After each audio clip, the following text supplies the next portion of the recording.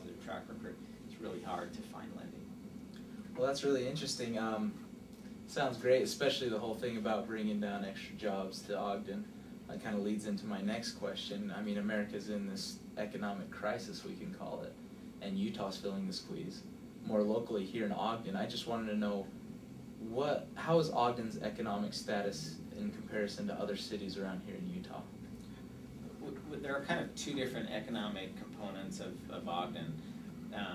We have a lot of service workers that physically live in Ogden City, and it's because of some of the affordable housing that we have in the community, and those are typically the first group that are laid off when there's a recession, and that's been true here as well. So we do have people who are not employed in significant numbers, close to national averages, or in some instances above national average in terms of employees that have been laid off.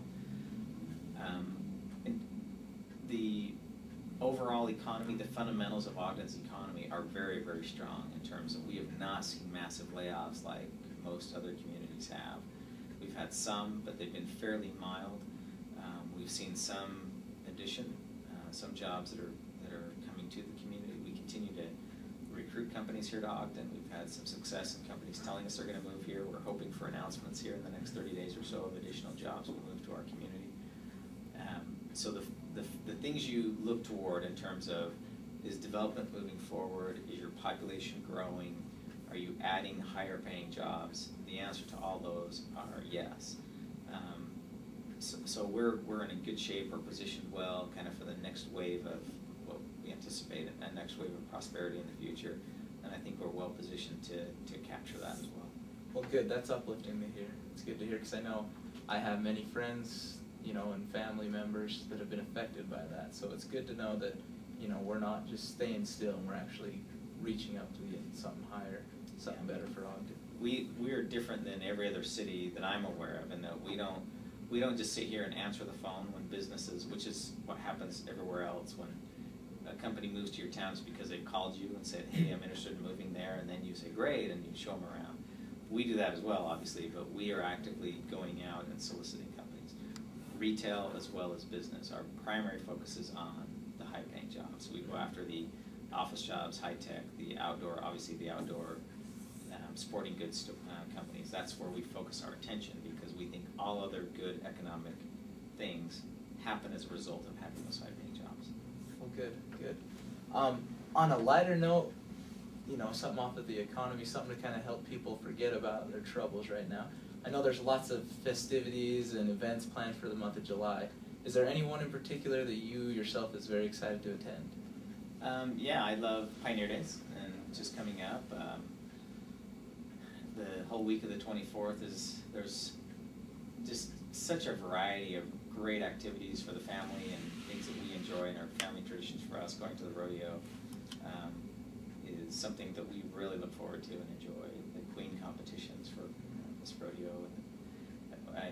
I would enjoy the parade more perhaps if I was on the sideline. I really do not enjoy being in the parade, but my kids like it, and so it's fun to see them get excited about that.